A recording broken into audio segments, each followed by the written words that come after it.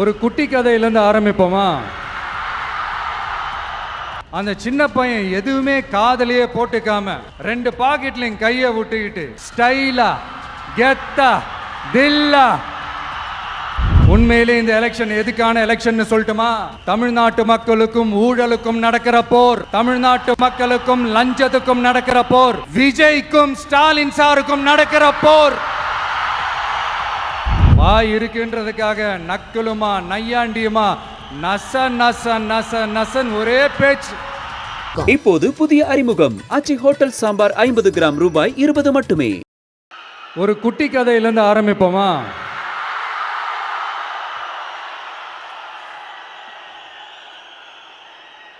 ஒரு பெரிய ஊர், ஒரு 4 ரோடு ஜாயிண்ட் ஆகிற மாதிரி ஒரு ஜங்ஷன், ஒரு பிஸியான ஏரியா, ஆள் நடமாட்டம் அதிகமாக இருக்கக்கூடிய ஒரு ஏரியா. அங்கே சென்டரில் ஒரு முரட்டு ஜல்லிக்கட்டு காலை ஒன்று நின்றுட்டுருக்குது. காலில் மண்ணை வீசிக்கிட்டு சீறிக்கிட்டு அப்படியே நின்றுட்டுருக்குது. யாருமே பக்கத்தில் போக முடியல. அந்த இடம் ஒரு கேஷுவலாக மாறணும் அப்படின்னா அந்த காளையை அடக்கி அமைதியாக்கினா தான் மறுபடியும் ஒரு பேக் டு நார்மல் சுச்சுவேஷனுக்கு அந்த இடம் மாறும். அந்த ஊரில் இருக்கிற ஒரு சில பேருக்கு மட்டும்தான் அந்த காளை அடங்கும்.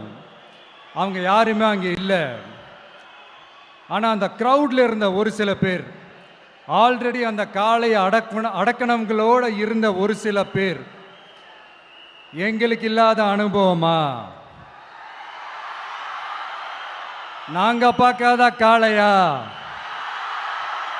நாங்க பார்க்காத மாடா?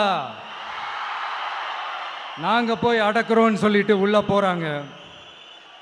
ஒருத்தராலையும் அந்த காளையை தொடக்கூட முடியல. எல்லாரையும் அடிச்சு வீசி தூக்கி போட்டுருச்சு. இப்போ என்னடா பண்றது அப்படின்னு பார்க்கும்போது அந்த கூட்டத்தை விலக்கிட்டு ஒரு சின்ன பையன் ஒரு என்ட்ரி ஒன்று கொடுக்குறான்.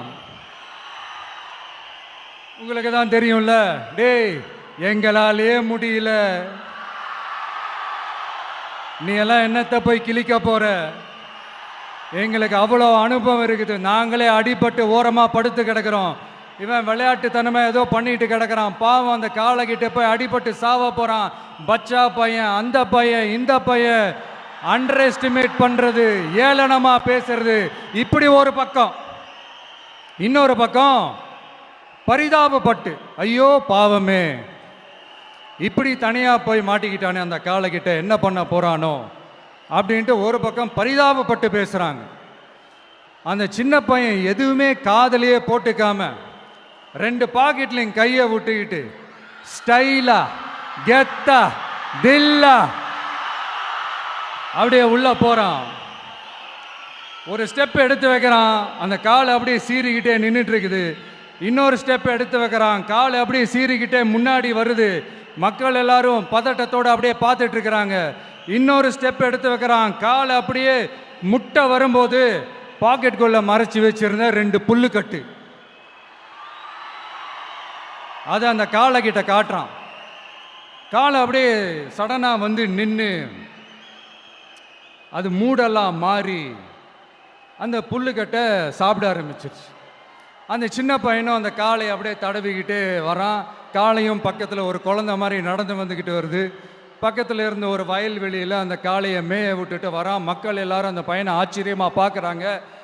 அந்த அடிபட்டு கிடந்த அந்த அனுபவசாலிங்க தலையை தொங்க போட்டு நின்றுட்டு இருக்கிறாங்க. ஏன்னா பேசின பேச்சு அப்படி. வாய் இருக்குன்றதுக்காக நக்கலுமா நையாண்டியுமா நச நச நச நசன் ஒரே பேச்சு. என்ன பண்றது? தலையை குனிஞ்சு அப்படியே நின்றுட்டு இருக்கிறாங்க. அங்கே ஒரு பெரியவர் வர்றார். வந்து அந்த பையன்கிட்ட கேட்குறாரு, எப்படிப்பா இப்படி ஒரு முரட்டு காலை சீறிட்டு நின்றுட்டு இருந்தது, எப்படி அந்த காளையை அடக்கின அப்படின்னு கேட்டதுக்கு அந்த பையன் சொல்கிறான், ஐயா எனக்கு அந்த காளையை பார்த்தா கோபமாக இருந்த மாதிரிலாம் எனக்கு தெரியல, அந்த காலை பசியோடு இருந்த மாதிரி இருந்தது. அதனால தான் அந்த புல்லுக்கட்டை காமிச்சவனை ஓகே நமக்கு தேவையானது கிடச்சிருச்சு அப்படின்னோடனே அந்த புல்லுக்கட்டை சாப்பிட்டுட்டு நம்மளோட அப்படியே ஜாலியாக வாக்கிங் வந்துருச்சு அப்படின்னு சொன்னான். இதை கேட்ட அந்த பெரியவர் சொன்னாராம், இந்த சின்னவங்க பெரியவங்க அனுபவம் இருக்கிறவங்க அனுபவம் இல்லாதவங்க இதெல்லாம் விஷயமே கிடையாது. யாராக இருந்தாலும் அந்த சூழலுக்கு ஏற்ற மாதிரி அந்த சிச்சுவேஷனுக்கு தகுந்த மாதிரி என்ன பண்ணி அந்த ப்ராப்ளமை சால்வ் பண்ணுறான், ஏது பண்ணி அந்த ப்ராப்ளமை சால்வ் பண்ணுறான், அதுதான் விஷயமே, அதுதான் மேட்ரு. ஸோ நீ சூப்பர்ப்பா, என்ன ப்ராப்ளம் வந்தாலும் நீ சால்வ் பண்ணிடுவ அப்படின்னு முதுகில் தட்டி கொடுத்துட்டு அந்த பெரியவர் போகிறார். இப்போ அந்த கதையில் அந்த முரட்டு ஜல்லிக்கட்டு காலை தான் நம்ம தமிழ்நாட்டு அரசியல் களம். அந்த பெரியவர் தான் நம்ம தமிழக மக்கள். அந்த பாக்கெட்டுக்குள்ள ஸ்டைலா தில்லா கெத்தா ஒருத்தன் உள்ள வந்தான் பாருங்க, அவன்தான்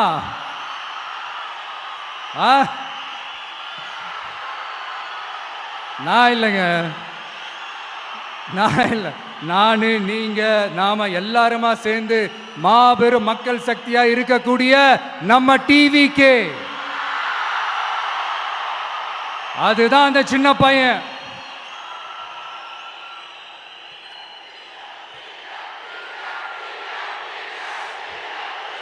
தேங்க்யூ தேங்க்யூ தேங்க்யூ.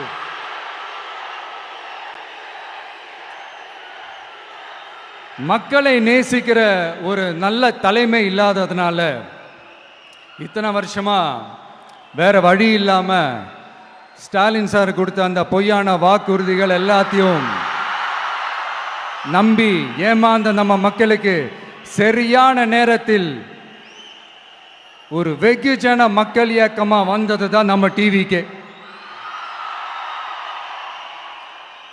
அந்த முரட்டு ஜல்லிக்கட்டு கால கதை ஏன் சொன்னோம், எதுக்கு சொன்னோம், யார் யாருக்கெல்லாம் சொன்னோங்கிறது புரிய வேண்டியவங்களுக்கு புரியும்னு நினைக்கிறேன்.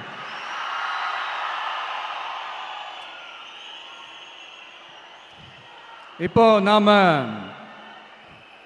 ஒவ்வொரு வீட்டில் உயிரா உணர்வா இருக்கிறோம்.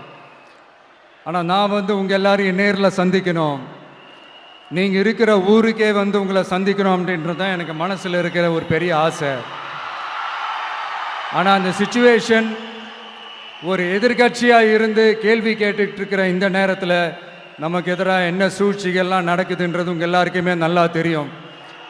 அதனால் இப்போ உங்களுக்கு ஒரு வாக்குறுதியை கொடுக்குறேன், நம்மளுடைய ஆட்சி அமைஞ்சதும் ஒவ்வொரு கிராமத்துக்கும் நான் நேரடியா வந்து என்னுடைய சொந்தங்களாகிய உங்க எல்லாரையும் நான் சந்திக்கிறேன்.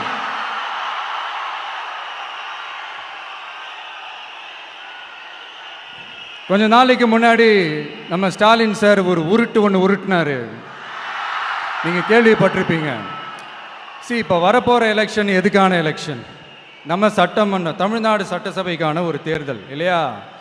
இதே தமிழ்நாட்டுக்கும் டெல்லிக்குமான ஒரு எலெக்ஷன் அப்படின்னு சொல்றாங்க. இன்னும் கொஞ்சம் மேலே போய் தமிழ்நாட்டுக்கும் என்டிஏவுக்குமான ஒரு எலெக்ஷன் அப்படின்னு சொல்றாங்க. என்ன சார், டெல்லியில் ஏதாவது நிற்க போறீங்களா? அப்புறம் ஏன் தமிழ்நாட்டுக்கும் டெல்லிக்குமான ஒரு எலெக்ஷன் சொல்றீங்க? அப்புறம் இது ஏதாவது பார்லிமெண்ட் எலெக்ஷனா, பிரதமர் பதவிக்கு ஏதாவது போட்டி போடுறீங்களா?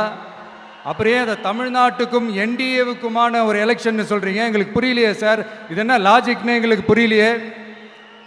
எந்த எலெக்ஷனை எப்படி டீல் பண்ணணும், எப்படி ஹேண்டில் பண்ணணுன்றது நம்ம தமிழ்நாட்டு மக்களுக்கு தெளிவாக தெரியும். நம்ம தமிழ்நாட்டு மக்கள் மாதிரி ஒரு தெளிவான மக்களை நீங்கள் பார்க்கவே முடியாது. சூப்பர் கிளாரிட்டியோட சூப்பர் மக்கள் சார் நம்ம மக்கள். இந்த போருக்கு போகிறதுக்கு முன்னாடி தான் இந்த படை பரிவாரங்களோட போவாங்கன்னு கேள்விப்பட்டிருக்கிறேன். ஆனால் நீங்கள் என்னடானா இந்த ஒன்றுத்துக்கும் உதவாத இந்த பால் டப்பாவை உருட்டிக்கிட்டு இருக்கீங்களே சார். உண்மையிலே இந்த எலெக்ஷன் எதுக்கான எலெக்ஷன் சொல்லட்டுமா?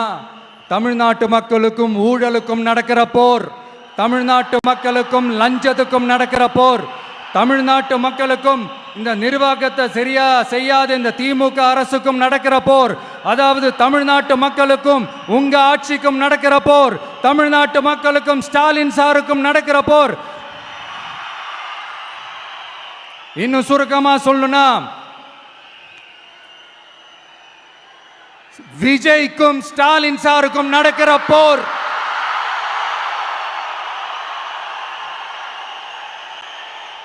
இதுக்கு நடுவுல இந்த என்டிஏ டெல்லி இதெல்லாம் என்ன லாஜிக்னே புரிய மாட்டேங்குது சார். தமிழ்நாடு தான் விஜய், இந்த விஜய் தான் தமிழ்நாடு. தூய சக்தி டிவிகேவுக்கும் தீய சக்தி டிஎம்கேவுக்கும் தான் இந்த போர். இப்போது புதிய அறிமுகம் ஆச்சி ஹோட்டல் சாம்பார் 50 கிராம் ரூபாய் 20 மட்டுமே.